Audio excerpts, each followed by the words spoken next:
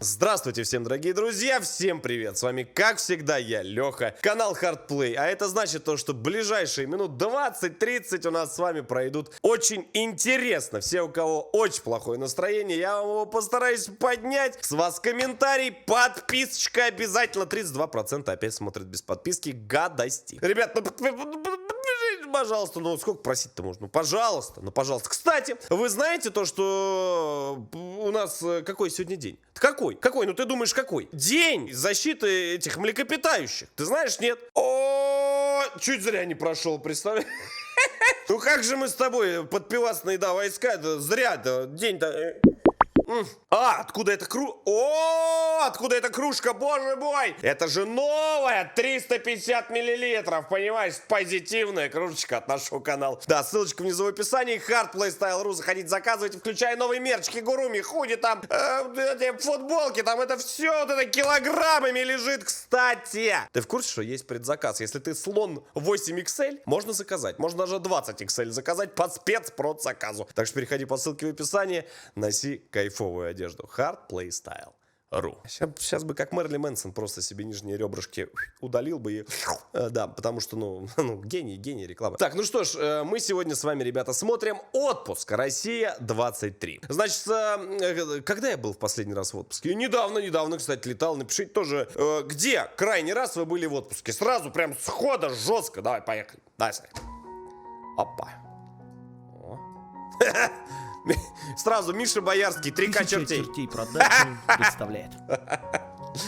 Пошел процесс.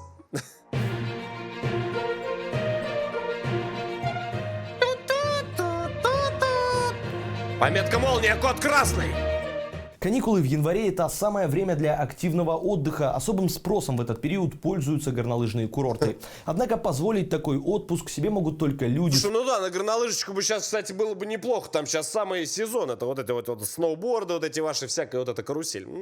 Высоким достатком. Бизнесмены, олигархи, звезды шоу-бизнеса и те, у кого хорошая кредитная история. Это Владимир, парень, который к концу 2022 года подошел, имея на счету круглую сумму и круглое лицо. Однако, благодаря своим феноменальным финансовым способностям, он сумел в считанные минуты оформить кредит. Прямо сейчас парень собирает чемоданы и готовится отправиться со своим другом Дмитрием в экстремальное путешествие. С места сбора наш специальный корреспондент, эксперт в области путешествий. Однажды он с друзьями так весело отдохнул в Вегасе, что даже украл тигра у Тайсона. Пожалуйста. Ну не бред ли?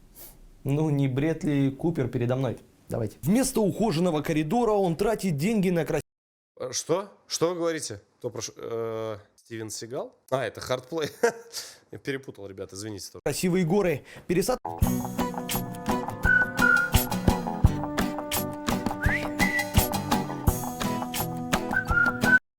в Москве, а не та, которая нужней. Что заставляет банки давать деньги на цели чертей? Владимир планирует на деньги, взятые в кредит, провести незабываемый отпуск. Однако, по нашей информации, по приезду домой парня ждет небольшой сюрприз, который опишет его имущество. Да, красавчик, молодец. Владимир не проявляет агрессии. Это уже, знаете, несколько признаков этого принятия. Там принятие, отрицание, вот это вот агрессия. У него уже крайняя стадия, просто этот катарсис, блядь, когда уже все насрать. Владимир продолжает игнорировать нашу съемочную группу. Дело в том, что парень уверен, на время отпуска мы прекратим работу. И ему осталось потерпеть до вылета. Хочешь прикол смотреть?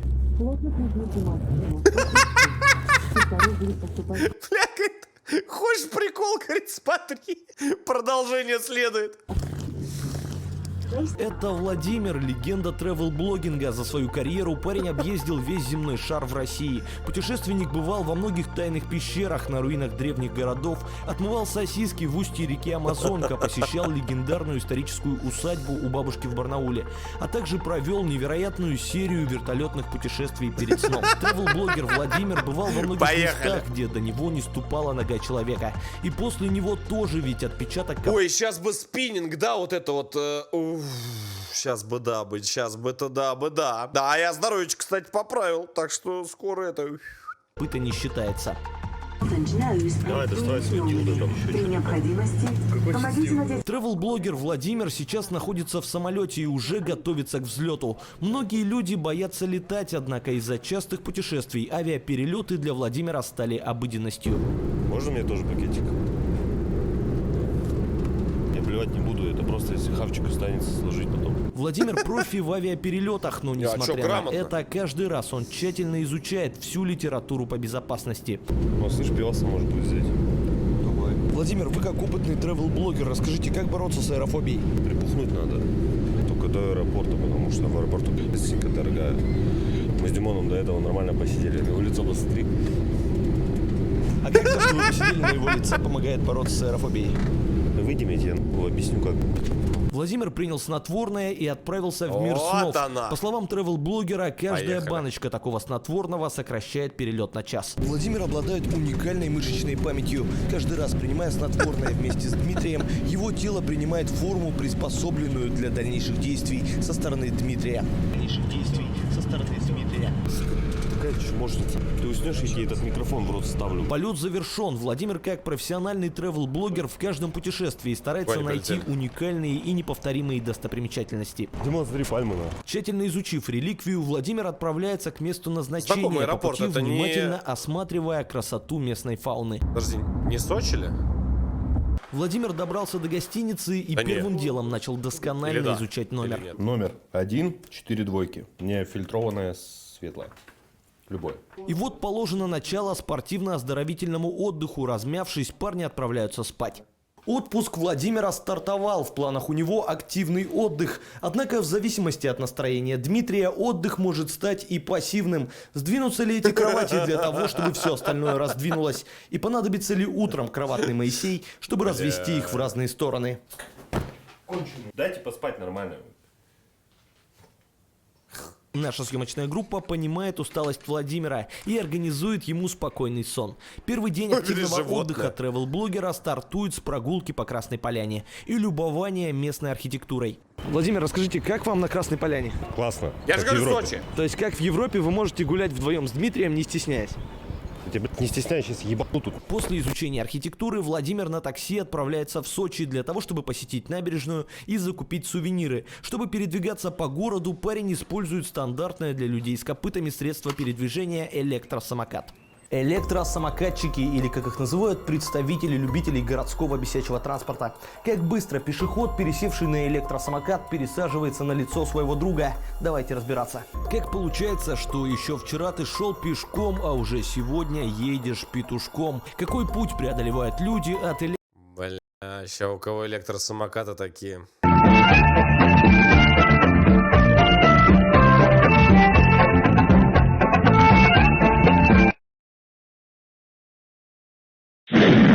электросамоката до электросамотыка? Ну, между прочим, не знаю, по Сочи мы тогда передвигались вообще великолепно. От гостишки там и везде катались, и все хорошо, и все замечательно было. Так что нормально все, самокатчики, не обращайте внимания, все в порядке. Сколько в уши будут Между прочим, очень удобно. По набережной прям. ссать нам в уши? Это и многое другое в авторской программе о нестандартных средствах передвижения «Поезд Пукан».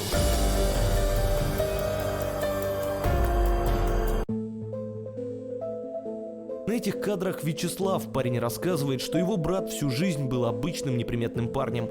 Однако в один момент с ним начали Опять происходить началось. необъяснимые вещи. Я четко помню этот день, мы просто шли по Сочи, я, мой брат, его друг, ну тогда еще его друг, и в какой-то момент прозвучал голос, после которого все изменилось. Сначала мне показалось, что это звук, с которым запускается Чего? электросамокат, но это не так. Это некий гипноз, который может сделать из обычных друзей необычных друзей. Для того, чтобы понять, что скрывает этот звук, мы обратились к профессиональному лингвисту и выяснили, это древний скриптонитский язык с чубакским диалектом. Более того, ученый прислал нам расшифровку этого послания. Наша съемочная группа решила внимательно изучить электросамокаты, и нам Да что же они такого сделали-то, я не пойму ему. Почему у них так жопа с самокатов с этих сгорела? удалось обнаружить некий запрет кататься вдвоем. По нашей информации, такой запрет появился не случайно. Вставать на один электросамокат вдвоем действительно опасно. По словам экспертов, сегодня вы встаете к другу на самокат, а завтра у друга встает на вас. Таким образом, становится понятно, электросамокатность по-настоящему опасна. Сейчас Владимир и Дмитрий уверенно едут вперед, оставляя проблемы позади, не зная, что их проблемы позади только начинаются. Парни встают на очень скользкую, хорошо смазанную дорожку. Как говорил классик, сегодня ты счастливый, куда-то направляешься на своем уренте, а уже завтра кто-то на тебя направляет свою уретру. Направляет свою уретру. Конченый просто, в смысле. Владимир приехал на место и паркует свой электросамокат. На первый взгляд может показаться, что Владимир фотографирует электросамокат, чтобы завершить аренду. Однако его не зря называют гением среди мошенников. Изучив его смартфон, нам удалось выяснить, парень решил продать электросамокат на дроме, слегка изменив его название. Казалось бы, наглый поступок, однако позже мы выяснили, что это не единственное объявление Владимира. Также недавно он выставил Ягуар, свою старую шестерку и многие... Так, здесь подскипнем чуть-чуть. Добравшись до набережной, парень очень хочет поделиться красотой курорта с друзьями и Блин, близкими. все красиво, даже не в сезон. Подходит Даже не в сезон, все равно по кайфу прокатиться. Мы что-то тогда как-то в куртчиках, я точно помню, было что-то градусов 10. Ну такой кайф прям по бережочку так. подарков максимально старательно. Просто магнитиков всем наберем и все. Владимир традиционно классифицирует магнитики из отпуска на 3 категории. Себе и родным, друзьям, остальным. Я думаю, соседу пойдет. У меня вообще... Блин, это такая жиза, вот я не знаю почему, я не понимаю, как это работает, ну, блядь, ну это жиза, это жизище, просто жизище. Когда ты такой, тут вроде бабки есть, все есть, вот магнитики лежат, там, допустим, там 30, 50 и 100 рублей, ты такой. Так, ну вот этот мне подороже, вот этот вот таком, вот этот таком. Ну и давай десяток вот таких. Ну что такое? Там разница там получается, я не знаю, там 100-150 рублей условно. Нет, все равно я возьму вот этот вот. Я сэкономлю, потом магнит отваливается, все пополам разваливается, отклеивается. Начинается, короче, полное погружение. Ну, зато сэкономил. Стакан плюс. Как нам удалось выяснить, Владимир не случайно в отпуске закупает так много магнитов. По нашей информации, в древние времена магниты использовались для того, чтобы отпугивать злых духов. На домашнем холодильнике Владимира можно заметить огромное количество магнитов. Однако, судя по его объемам, они не справляются с отпугиванием этого черта. При помощи новых магнитов парень планирует усилить магнитное поле у холодильника. Слушай, ты прикинь просто, ну, вот, ты просто стоишь в магазине, вот в Сочи приехал отдыхать, просто представляешь, просто вот лицо человека, который приехал на отдых. И похудеть. Что ты в магазине, сука, чуть не все. После покупки магнитов Владимир решает заняться серьезными делами. Пошли в тире днем. Владимир берет инициативу на себя и старается попасть, чтобы выиграть хороший приз. Ладошка спотела. А передергивать надо? Ладошки Владимира выработали природную смазку, и он по привычке захотел передернуть. Ты что, больной, люди стоят. Слово «тир» появилось в древности во времена лучников и переводится с французского как «натягивать». По нашей информации, Владимир привел Дмитрия именно в тир, чтобы выиграть ему приз, а потом ночью его тир неоднократно. Что? Тут люди стоят, блядь. Владимир показал свое мастерство в тире и забрал заветный трофей. Ну, кстати, второму соседу подарю. После прогулки по набережной тревел-блогер Владимир хочет отправиться обратно на Красную Поляну к горнолыжным склонам. Снова совершив небольшой камин-аут, ребята пересели на такси и в энергосберегающем режиме добрались до подъемника. Сейчас ребята стоят в очереди за пропуском на подъемник, так называемым скайпассом.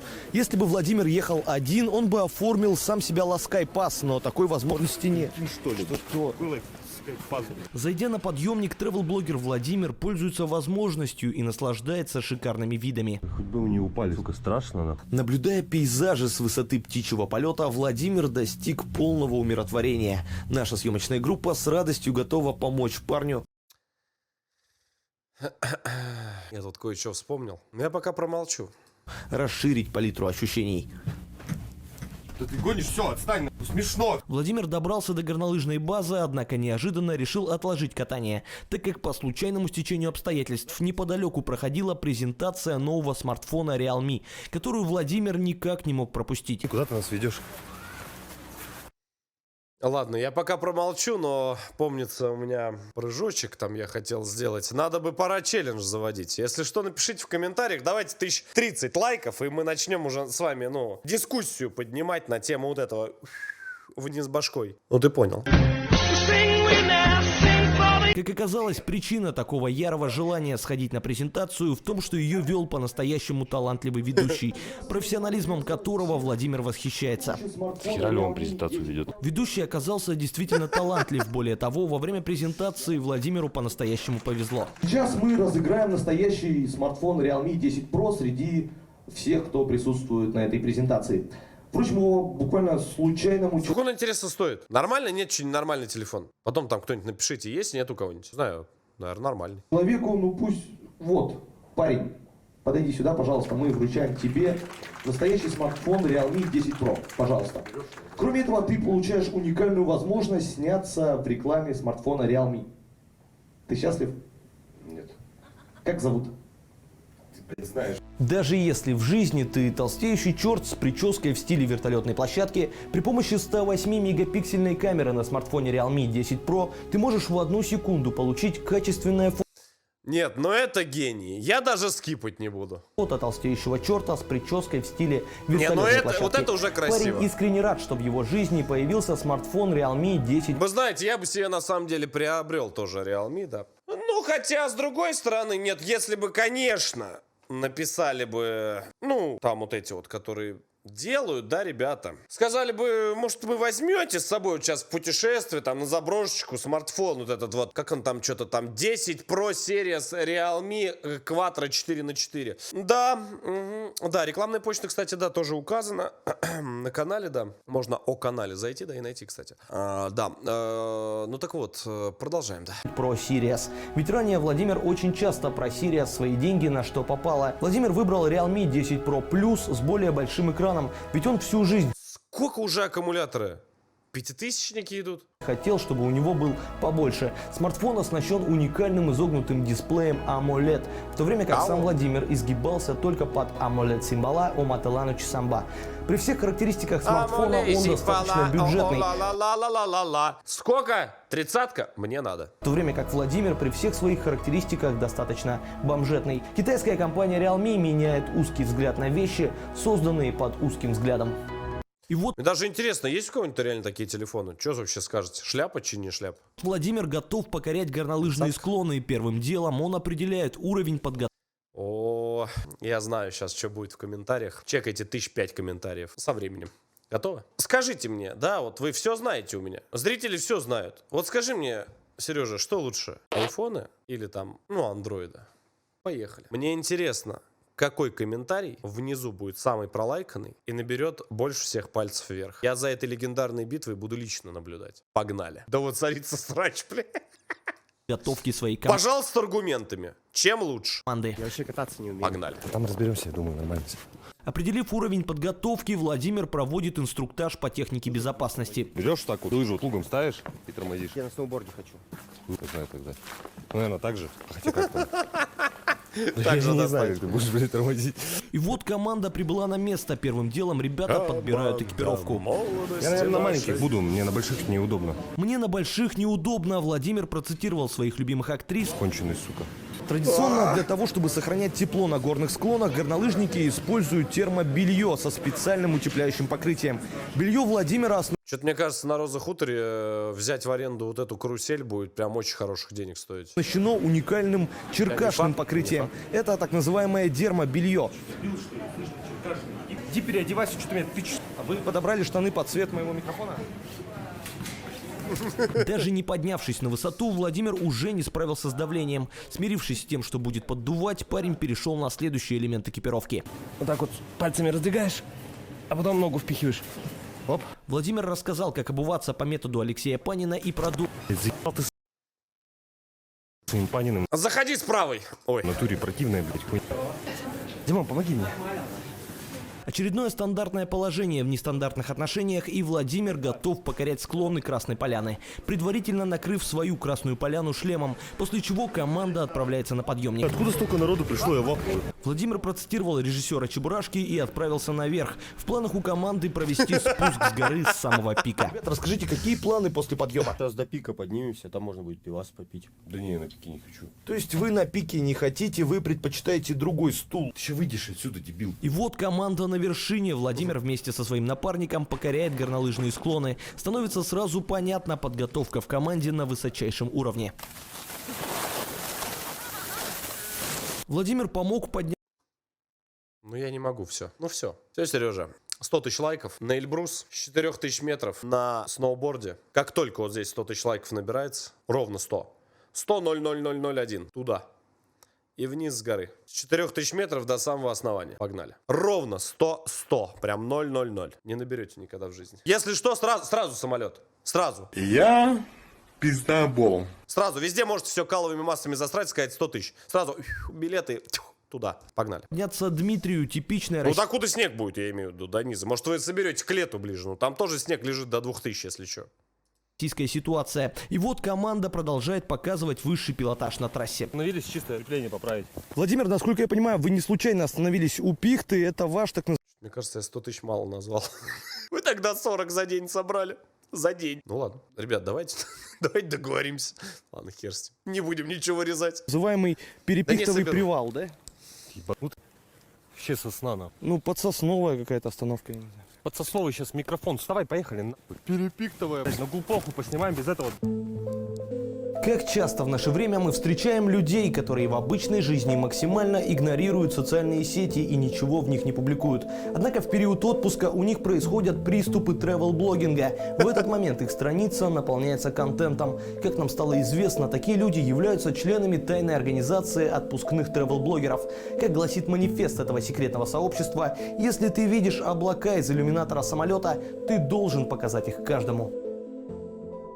Блин, Отпускные такая тревел-блогеры жизнь в социальных вообще. сетях максимально создают видимость того, что в отпуске они очень счастливы, а все, что вокруг, им невероятно интересно, несмотря на то, что это никому не интересно. В интернете они создают образ веселых авантюристов, однако, вернувшись в свою реальную жизнь, все заканчивается. По приезду домой тревел-блогер Владимир впал в посттуристическое расстройство и по инерции продолжил создавать в интернете образ путешественника, выложив большое видео из отпуска, используя уникальный неповторимый монтажный стиль, так называемый видосик под музычку.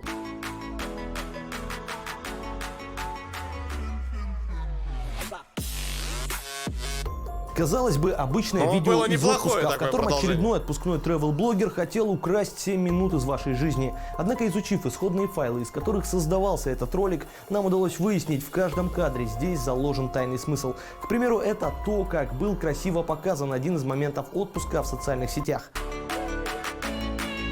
А это то, как это было на самом деле. Высоко, нахуй.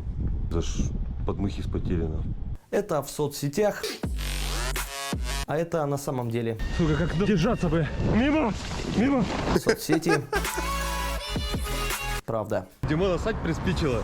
Сука, мы сейчас ищем ТЦ куда? Забуриться. Маленькая GoPro – большая ложь. Вся жизнь Владимира в интернете – это обман. Пока в соцсетях он предстает в образе путешественника, который покоряет трассы дорогостоящих горнолыжных курортов, в реальности он думает, как отдавать кредит за отпуск в квартире без ремонта. Пока в соцсетях он на лыжах гоняет с другом в Сочи, в реальности он дома гоняет в одиночестве. По нашей информации, все приступы тревел-блогинга Владимира происходят не просто так. Парень искренне верит, что его тревел-блог заметят, и он найдет себе работу ведущим «Орла и решки». Однако пока Мне даже, короче, грустно, прикинь, стало. Хорош, слышь, нагнетать. при помощи своего тревел-блога Володя, не слушай его, все нормально будет, братик. он сумел найти лишь орла в свою решку. Бля. В свою решку. Я не понимаю, нахуй, сука, я это смотрю, блядь. Вячеслав, теперь жизнь Владимира буду описывать не только я, но и приставы специально для России 23. Это была история об отпуске Владимира, которую поведал вам я. Обычный, скромный, самый красивый в мире Вячеслав. Но дело в том, что все это была светлая сторона отдыха Владимира на Красной Поляне. А там, где есть светлая сторона, есть и темная, которую парень очень хотел бы оставить в тайне. Что? На Зиру? Было что у нас? 30, 15, 32, 23. Хорошо, черная. Значит, это 28, 30, это... Как прошло все, Владимир? Слушайте, ну очередной ролик вроде как неплохо зашел. Ребят, не забывайте поставить лайк, поделиться в социальных сетях этим роликом, нажав внизу кнопочку поделиться. Удачи всем, берегите себя. Пока-пока, увидимся.